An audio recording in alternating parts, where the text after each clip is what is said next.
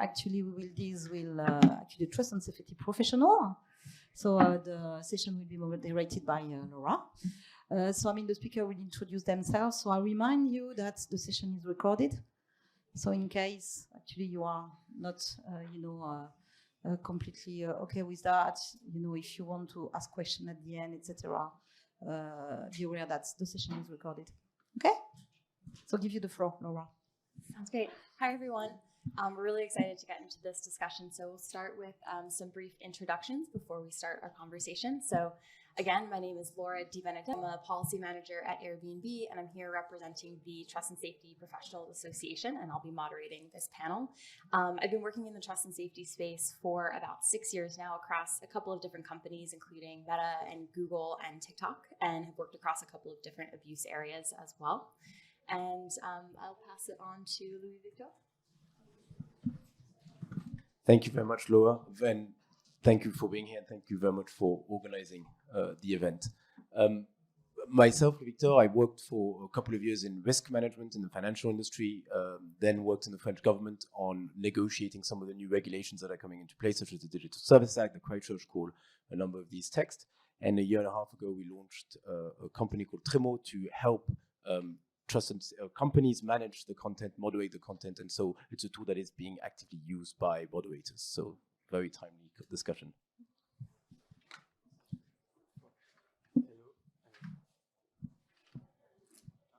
Is good? Okay, sorry. I'm Yann Lescope. I'm actually working at Point Contact, which is a French hotline of the HINOP network, and so I'm a content analyst too. So we are a platform for reporting illegal content online, and we work closely with public figures, which like law enforcement, but also like platforms and social networks on a daily. So I'm glad to be here to discuss the Trust and Safety Professional panel. Hi everyone, my name is Vincent. I've been working for 11 years in trust and safety, all of them at Google in different capacities. I've done actual abuse analysis for 4 years. I did policy communications and transparency for 4 years, and now I'm doing trust and safety partnerships. So that means connecting the inside of Google and YouTube with external entities when user protection goals align to try to get data, tools, knowledge, best practices flowing both ways, basically. So this is very relevant for me, I believe. Thank you so much for everyone inviting us here, and for the co-panelists and our moderator. I think we're going to have a really good conversation. This is my first time talking about this topic in public, so very excited. It's quite new. It's good that we're now having those discussions. So Laura, take it away. So to get into it, right before we begin our discussion, I also wanted to, just highlight that the aim of this discussion is to really discuss best practices and potential improvements to the content moderation process. This isn't necessarily to point fingers or to assign blame to anyone or any companies, kind of in line with what Caroline mentioned in her opening remarks. And we really want to get everyone thinking about the issues that we are going to discuss today as an industry and how we can improve them. So with that, I will turn it over to, the first question, which is to discuss who the reviewers are. Like, who are we talking about here, and what are some of the key issues that we're seeing? I can start very quickly, broadly. Content moderators number probably in the thousands and the thousands in the world. They work for platforms, they work for suppliers of platforms, they work for civil society, they work for NGOs. They work really across the board. It's really not just a tech company issue. It's also not a job that exists in a complete vacuum without, resembling any sort of other jobs that are out there in the world. You think of jobs that have a strong mission to protect others. You think of first responders. You think of folks that are doing a job that is hard because it might be exposed to some difficult content. You're talking about people who want to sanitize the world around them, wants to basically make sure that everyone stays safer. So it's probably at a very high level under that very broad category. It's one pillar of that.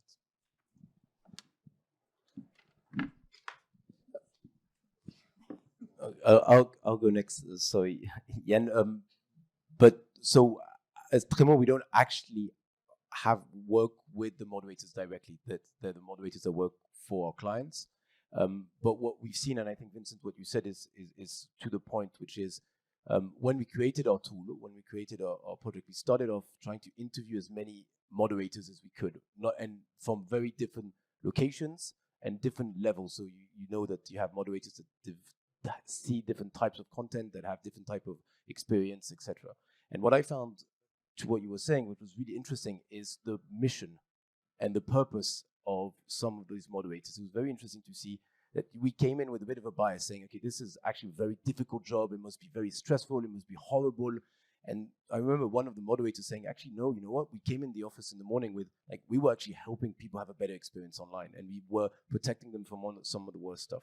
And I thought that was a really interesting aspect and angle to moderation, which I hadn't thought of before, and I just wanted to share it as we begin this panel. Thank you.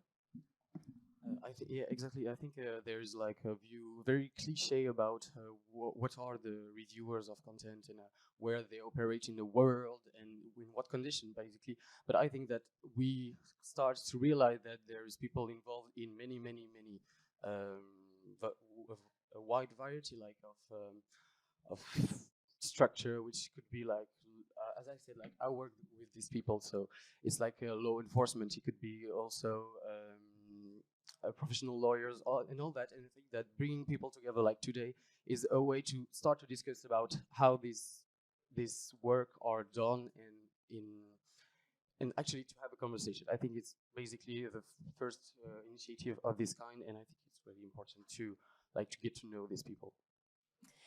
And leading off of that, just based on your collective experiences, have you seen wellness practices being employed for these moderators, and if so, what have those been?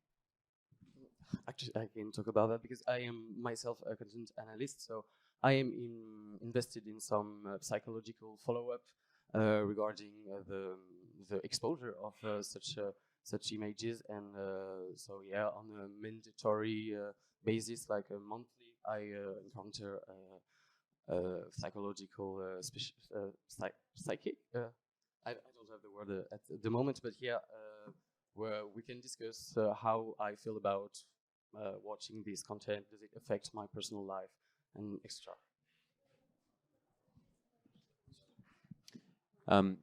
So 11 years ago, when I started doing the work,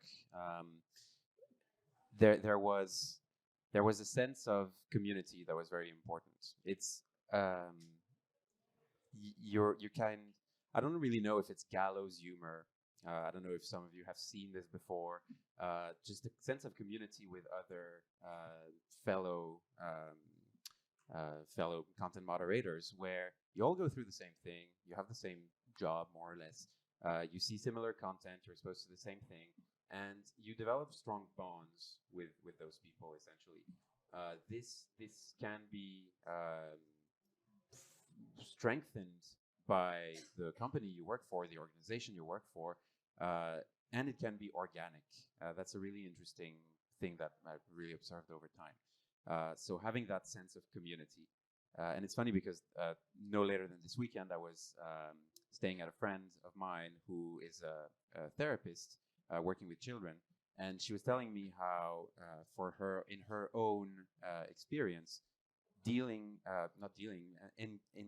with other licensed therapists to discuss, to exchange, to talk about what's happening on the job, and to talk to more experienced people that have had that experience for longer, etc., is welcome and encouraged. So she spends probably 5 to 6 hours of her week engaging with community on sharing, on talking about things. So having that sense of community is really essential. Thank you. And also just curious, kind of piggybacking off of that, in terms of the way that the industry prioritizes tooling and other measures to make sure that wellness is definitely a consideration. Does anyone have any comments on sort of how that has manifested? So I think one of the things that show this, the fact that it's changed, and there has been a paradigm change in the way that over the years, the notion of protecting those who protect us has really evolved is the fact that a company like Tremo, for example, or I'm sure others, are putting it at the forefront of the tools they are building.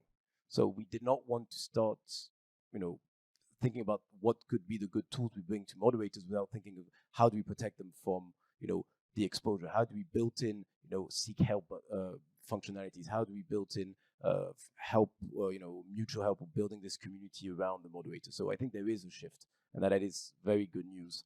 And the great thing also, I think, going back to what both Jan and Vincent said around the community, is you could also learn from what a lot of other stakeholder groups are doing within this community. And for example, when I was in the French government, we worked a lot with Pharos, which is the French Internet Referral Unit. And it's pretty incredible what they have put in place to protect their moderators, or the police officers that are actually reviewing the content. The fact that you can never work from home, the fact that you have to be always two in the same room when you're, etc. And there's so many elements around the process that have started to be really put in place and are really bringing the conversation forward.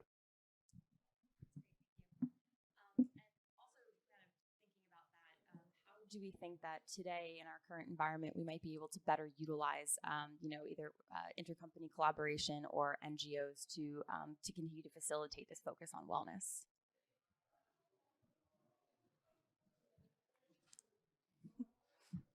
Anyone can go. I think what we're doing today, right? Like just being open and talking about this thing is definitely a start. Something that we're starting to see as well is people going from one group to another group. So people understand that just law enforcement will not solve the problem, or NGOs will not solve the problem, or tech won't solve the problem.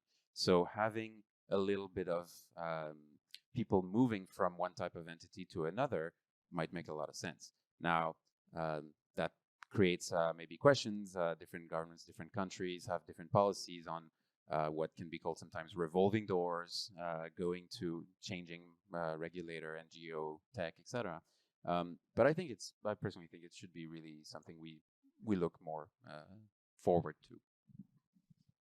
And I think, Vincent, to what you were saying, I think there's an exchange of best practices that we can really learn from. What I was mentioning in Pharos, what you do, Jan, at Point Contact, what you do at Google, we can all, as a community, learn from this, and we can improve the tools we use, we can improve the processes we use, we can build and design, the process better and really with the wellness of the moderators in mind, and that's super important to continue. Yeah, of course. Your point was so right about tools, because like we do at Point Contact, you are using, like, not to be name dropping, but like Google tools like Google Safety API, which allows reviewers to know if there is or not a highly chance of having to deal with images that are like sexual abuse on children. We know before even watching the images that we have like a note from 0 to 5 to know, like, there's likely to be like a children involved in this picture.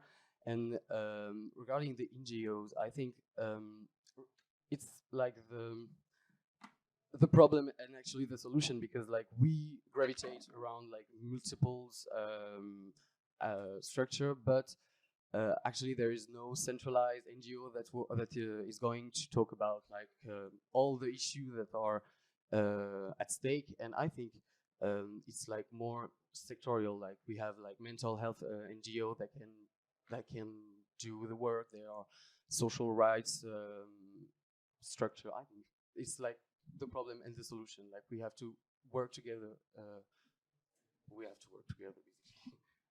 And so I just want to add also one thing is research. We need more research. We need to continue research on this, on, what is the psychological impact? There has been some, but we need to go further. What are the tools that can be put in place to protect? And there's so much still to be done in that field. And I'm really looking forward to where we'll be in 1 year, in 2 years, and in 5 years' time, because I think that there's still a long path and it's an exciting path. Absolutely. And kind of thinking about, research and sharing best practices, I'm curious from all of your perspectives, what are some of the best mechanisms to do that? Like, how can we make sure that what we're learning at Google can also be shared with Tremo and et cetera? So for research in particular, or more generally? Yeah, more generally. Yeah, generally. Yeah. So discussions are happening, right? An entity will have their own experience that they've learned over time, but discussions are definitely happening. It's an ecosystem that works together. And what can happen that we think is good at Google is that we can be more public about the topic and putting things out there for discussions, for actually having that talk with everyone.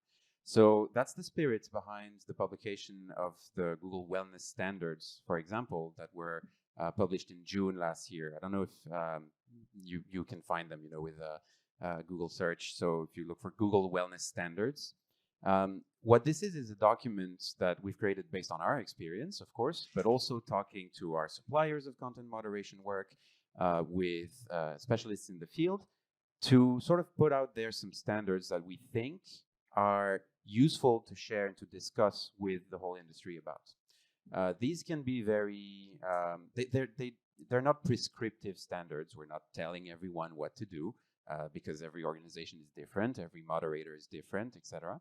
But they can give indications on things to put in place that as an industry we should probably do more of and do better of. I'll give you 3 examples.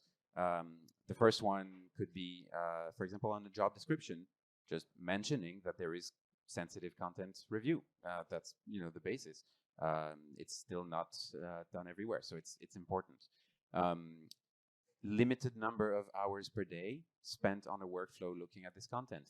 Maybe for you it's 3 hours, maybe for me it's 6 hours, maybe for that workflow that's not as bad, the whole day is fine. Maybe for the worst of the worst, you do that 1 hour a day and that's it. Whatever it is, but just having that mindset of a limited time spent doing that thing is important. And a third thing would be, for example, mandating, Jan talked about this, some discussions with therapists. Now again, it can be done in different ways. It can be done in individual therapy or group therapy. It can be done weekly, monthly, quarterly. Doesn't really matter. The point is that these discussions should happen regularly. So in the original question was how do we communicate more across different folks, and how do we raise the standards? That's our attempt at this. We've published this recently, right? And we're looking at evolving those standards. So do be in touch, anyone in the room who's interested in those things, because we want to talk to as many people as possible on this topic. Thank you. And basically, as Vincent said, there's been this evolution of focusing on wellness, and I think that that's really important because at least in my own experience, I know that this can also often be seen as like a cost, and might potentially be at odds with the needs of the business. And I think that there's been a recognition that it is actually central to the business to make sure that we have these wellness practices in place. So I'm curious to kind of pivot to discussing the future of this. How do we think the industry as a whole can continue to move this conversation forward? I think that there's understanding that this is really important and that wellness is something that is central to the business model, but what are some of the next steps that we can take to continue to drive this? Well, part of it is building on what Vincent said, what we said, which is continuing to share, continue to launch the research, continue to help those that help us, or help those that protect us. It's also about and I'll just take one small apart, because I think the industry is about to change also with the new regulations. Because, for example, with under the Digital Services Act, the VLOPs will have to start publishing the number of moderators that speak a specific language of the European Union, which also is going to bring back, or is going to shift the number of moderators that maybe were outsourced in other countries or outside the continent. And so there's also going to be a new dynamic of people and this job being done more on the continent in Europe, which is also going to start raising questions on how the way the moderation is being done. And so that it's also going to force us as an industry to have these questions, to have these conversations. And I think that's an important point to keep in mind as we continue to build on those. Absolutely.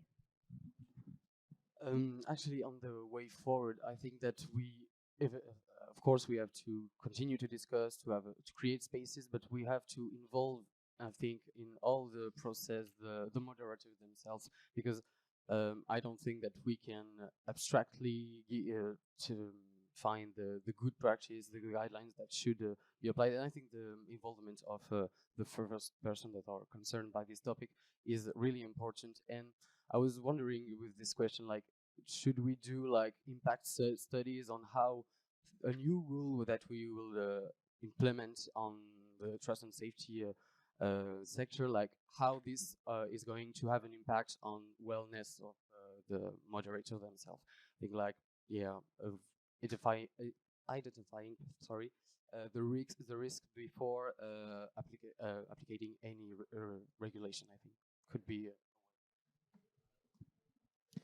I liked your point, Laura, about how does content moderation align with the business, right? And that's something actually that we had discussed with Louis Victor a little bit earlier last night. So maybe you can also add a bit to that later. But essentially, there's a conversation, and I know that's very highbrow and high level, and it sounds a bit theoretical and everything, but going from a cost center, the trust and safety world as a cost from a cost center to an actual competitive advantage, right? So making sure that you're taking down content not because you have to, but because it's what's better for your users around here. This creates new incentives for companies, for organizations. Launching a product that is safer is better. It then means that you are adding costs for every product launch, because you're not just launching a product and then seeing later on what you're told you need to remove. So that means that you definitely need to have representation from the trust and safety world inside product teams. You can't live just on your side and launch do your trust and safety thing, and that's it. So this is safety by design, right? That's been touted for a few years. A lot of people say they do it. Who does it really? I don't know, but probably not the same number that say they do it. But having that sort of representation in product teams is really, really important. Thanks, Vincent. And because you mentioned our conversation, I just jump in again. Speaking of the research, one of the great things of having a co-founder that's a researcher is that you think a lot about research all the time. And actually, it's part of a research that's being launched by INCYBER right now is around, okay, these notions of trust and safety, are they just as you mentioned, cost, or are they revenue protection, or are they even revenue generating? And in a sense, it's the same conversation that was happening 15 years ago around customer support services in companies. So that's really interesting to see that conversation being brought forward as well. Because regarding the cost centered approach, I think you were right about saying that it actually has a great impact on productivity, because as I first started this job, I was like, okay, so people are caring about how my mental health is doing. So maybe I don't say I'm smiling when I'm arriving at work, but yeah, knowing that there are people that have your back as a moderator is really important, I think. I think maybe because the question you had asked is how do we see a way forward, and maybe one of the ways forward is, I know in brand safety, for example, you want to make sure you don't work with a company that could potentially have a negative impact on your brand. Well, maybe that's where the industry is going to go, making sure that you don't work with an outsourcer that could that doesn't have those processes in place. I don't know, there's potentially where that could one way where we could help, and especially some of the big players. And I know that and Google, you've done so much in this space there, where we could continue to bring forward the conversation and the wellness of the moderators. Yes, and it's important to remember that the content moderation suppliers are the experts, right? Like they know what to do in many ways. They know the operations, they have the language skills, they have the tools, they have, or some tools, they have a lot of things. And from the start, everything is discussed with them. I don't think it's ever sort of like moving someone to do something they don't want or anything like this. And it's a lot of just discussion and moving in the same direction in general. But definitely having everyone sort of raise the bar together is definitely important. Thank you. I know we only have a couple of minutes left, but I did have one more question before we open it up to Q&A. As the industry continues to evolve and this continues to be a focus, as trust and safety professionals that work, closely with content moderators, how do you think we can continue to hold, just the industry at large accountable? And I think you sort of touched on this in terms of brand safety and understanding that, this is something that does affect the bottom line of a business, but curious if folks have any other thoughts on other ways to ensure that accountability continues. I mean, regulation is coming. DSA is there. So obviously, this is something, I mean, most tech companies, most NGOs, most law enforcement agencies have not waited for DSA to do anything like this. What these sort of initiatives will do is that they will probably reinforce transparency and communication around these things. So we touched on that a little bit earlier. I think that will definitely help. One way to get more accountability is also to put more, to make the job itself of content moderator or of person who works in trust and safety more official. Let's get some degrees, let's get some training, let's get some recognition of the skills that are needed, etc., so that the people that work in this space feel more empowered to talk about it and to shape it together. And also, just to maybe kind of double click on something that you said about the feedback of the moderators, is there sort of any best practices around ensuring that that feedback is, kind of front and center to any improvements that are made to the content moderation and the wellness initiatives? In this space, there's been for a long time sort of understanding what the content moderators are going through, trying to make sure that their voice is heard. So a lot of it is based on just the internal processes of that feedback loop to make sure that there's discussion, there's possibility of escalation of different cases, that they are the initiative of Louis Victor to actually talk to them when creating tools. All of these things are important. At Google, we're continuing to do our research in how the tools work best. A few years ago, we published some research about grayscaling of images. We published that. We integrate all of this, and this is all based on actual UX research, so user experience research for those moderators. So it's not only a case of finding the way to design the tool or the process that will allow the most images to be reviewed in as little time as possible. Of course, productivity is one of the topics, but having user research done and conducted in order to evolve the tools and the practices is going on, and it's been going on for a while.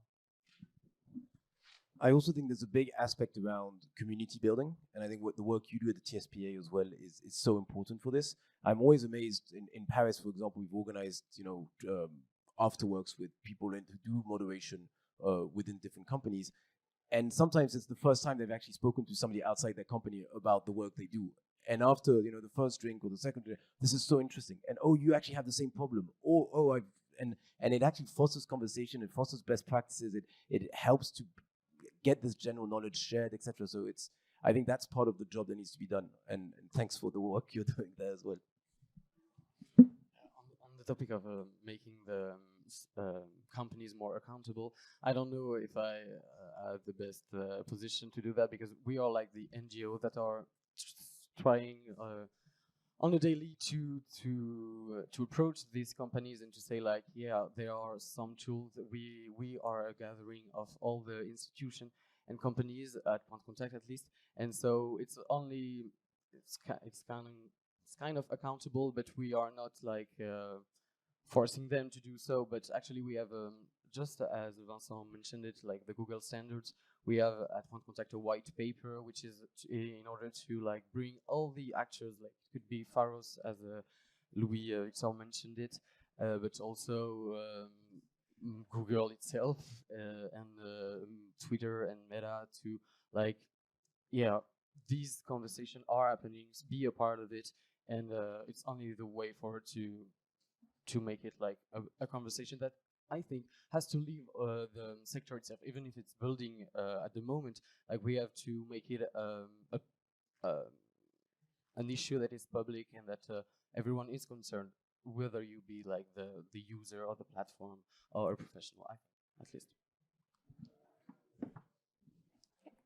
And then also just to maybe kind of think a little bit more about the content moderator experience. I'm curious if any of you guys have experience shadowing or actually seeing the way that the workflows operate at any of your roles, and how that has sort of impacted the way that you think about some of the things like metrics and some of the initiatives that are necessary. Thanks. So at Tremo, we do, but because we build those workflows. So by definition, we also need to build the metrics. We also need to build the KPIs, because both on the management side, it's very important to be able to have the full view of how your moderation process is operating. But not only, and what's interesting is not only building KPIs on how moderators are performing, but also, to Vincent's point, how long they've been looking at something. How do you build saying, okay, after X amount of time, you can change queue and go see another type of content, for example, because you've been too exposed to this type of bad behavior. But I think the level of scrutiny which we are imposing on the human moderators, we should also impose on some of the AI tools that we'll be using as well. But that's a completely other conversation. But there's lots to be done in that direction as well. Definitely talk about that for a really long time. I mean, I've shadowed myself for years doing the work, so I guess that, I don't know if that counts. I think it counts. I think, so my day job is to work with external partners to, like Point of Contact, for example, to integrate tools, both hash matching and machine learning based, to help with review queue prioritization. So you have 10,000 images that come in every hour. Which ones do you look at first? Which ones do you send in which queues, etc. And this is such an underappreciated element of content moderator wellness. When I remember from when I was doing that work, it was always the surprise that was really tough to handle. You're doing your work, you're working away in your general queue, and then bam, you have that website you really didn't want to see, for example. You're not prepared, you're not ready, etc. Having those workflows created and improved to make sure that the content is pre-filtered maybe by a machine before it's seen by a person is very important, because you can get people to work on specific types of content at specific times of the day. They can get ready for it. You can get your most experienced people on the most complicated stuff, which helps a sense of knowing what you're doing, helps with dealing with the content, I've found, right? And all of this is done even before we even talk about the content moderator themselves. And like you don't need to minimize the impact of exposure if there is no exposure. So really thinking about these things ahead in the way you build your tools is important. And something I think addresses your question about how the processes can be improved. Yeah, absolutely. Okay, so I think that we have a few minutes left. If there are any questions, we could maybe jump into that. I can't see. Look like there's a question in the back. I think we're going to bring a microphone over.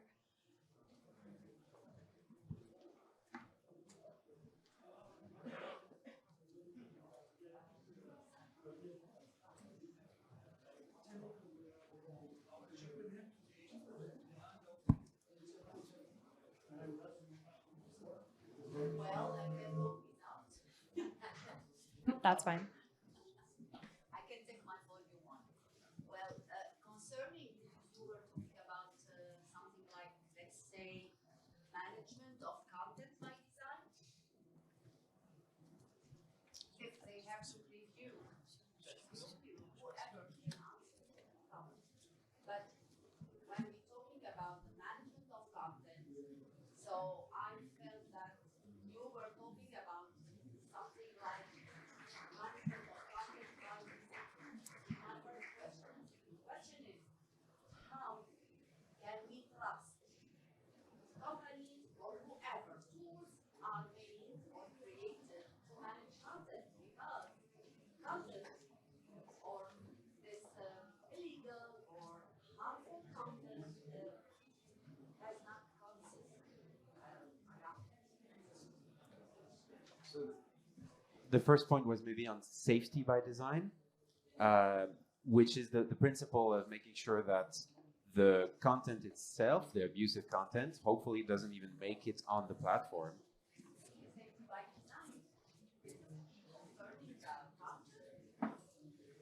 So you have to do content moderation if there is bad content or content to review.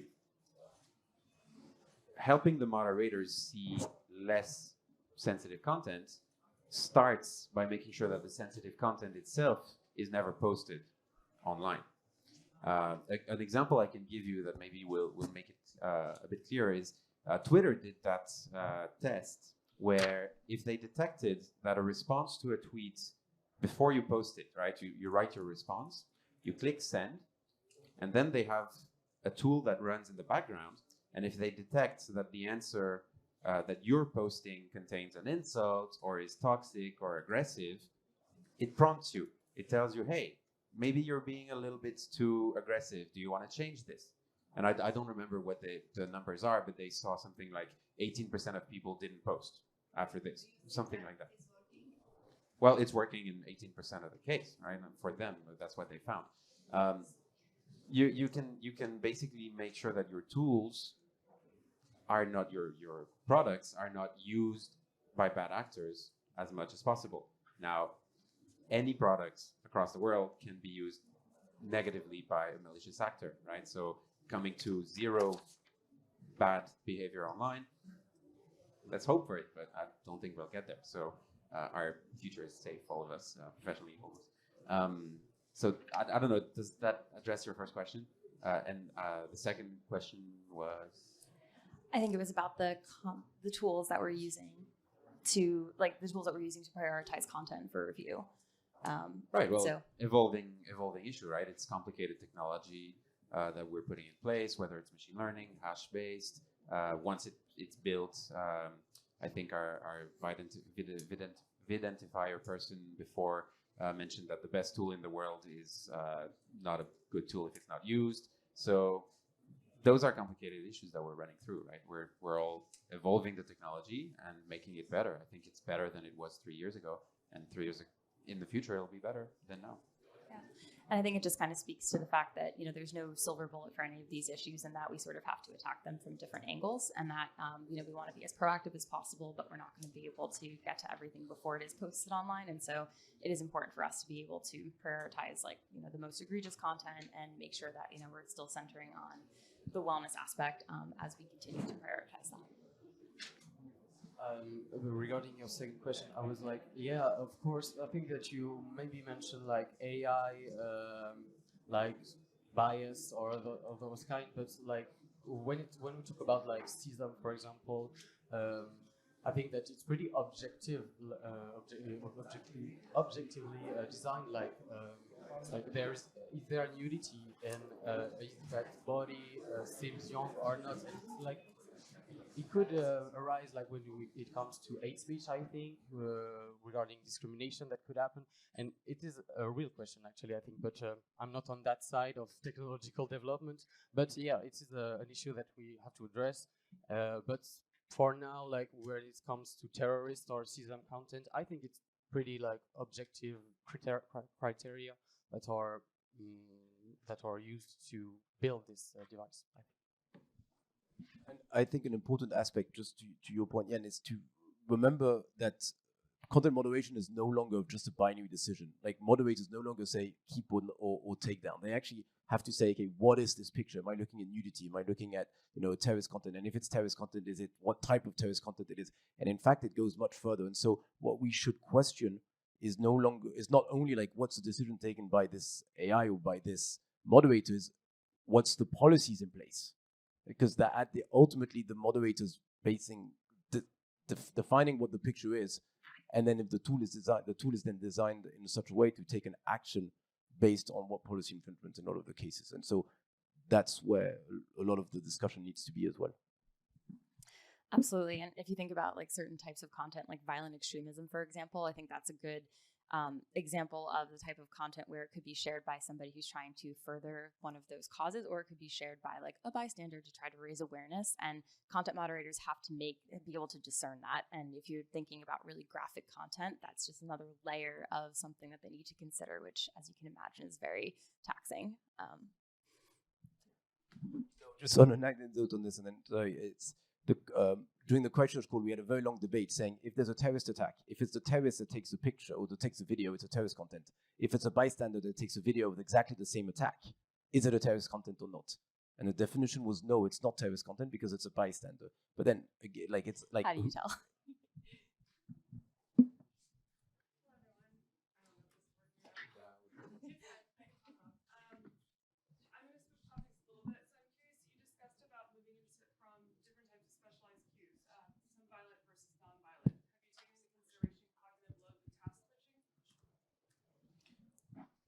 So the question, if anyone didn't ask, is if you switch for a content moderator from one queue to another queue, are there considerations with the cognitive load of task switching? I think I'm hopefully I didn't make or I could have made myself clearer probably.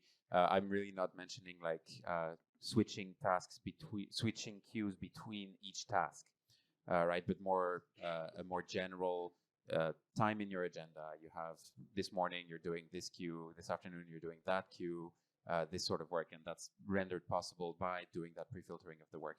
Because yeah, you're just the knowledge needed to enforce a policy can be very in depth. You can't just know the policy of every single type of abuse. You can't just be thrown around. It would be, as you say, just cognitively way too demanding for the person. And also maybe just to quickly add to that, I think the other element here is that, content moderators they're people and they have different preferences. And just speaking generally from my experience, I do know that certain people would just prefer to work on one type of content all day. And even if it is graphic, they're able to sort of detach from that and that works well for them. But for others, they don't want to necessarily do that for 6 hours. So we definitely want to make sure that we're considering the actual preferences of the content moderators when we design these systems. I think there's your point is really because as a moderator, like I have all the queues of any type of illegal content that I could review, and basically I just choose whatever type of content I want to see. Like, is it a bad morning, and I'm gonna do only hate speech because there will be no graphic.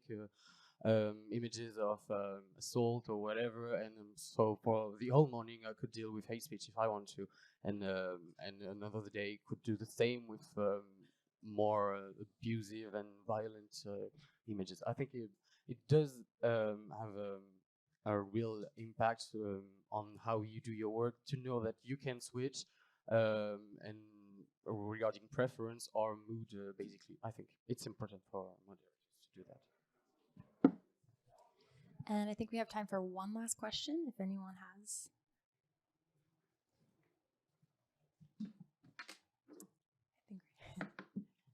Oh, good. Sorry, you're in the light.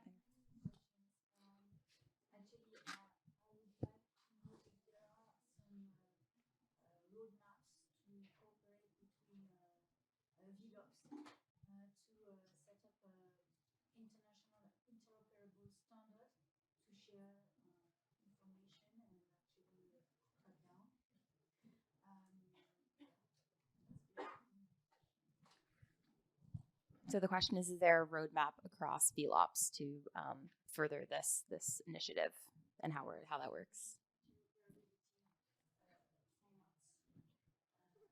Formats of what?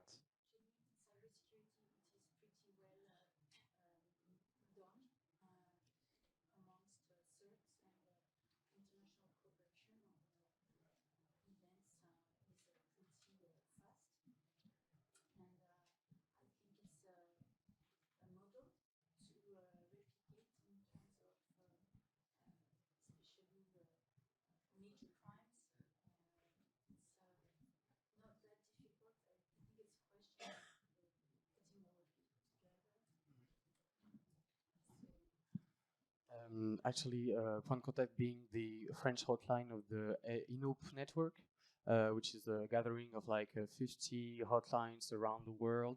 There is like discussion on work groups on initially global standards, like to have like the same terminology that we are using when we are reviewing content. And on a more technical side, we are directly leading, I don't know if it's this way in English, but an API which allows us to work with the database of whole the network and finally in some cases Interpol itself that can end up having the images that we are reviewing at point contact to be more faster in the processing of these images and even the actual events themselves, I think. I don't know if it's the most advanced, but the INCYBER network was a lot with having a global scale of exchanging terminology, images, technologies. I think the work is done actually. I think so. I'm not an expert of cybersecurity, so maybe I'm wrong. But maybe there's more space in the trust and safety world for differences of interpretation and policy creation in itself. What is abuse than in the cybersecurity world? I've done content moderation for some technical abuse and for some content type abuse. And the technical abuse is much easier to just discuss with others because it's technical. It's much more binary. It's not exactly binary, but it's much more binary. An example that correlates, for example, with NCII we were talking about earlier, especially since we moved away from, the industry is moving away from non-consensual explicit images. It's moving to intimate images. And the idea of intimacy is different all over the world.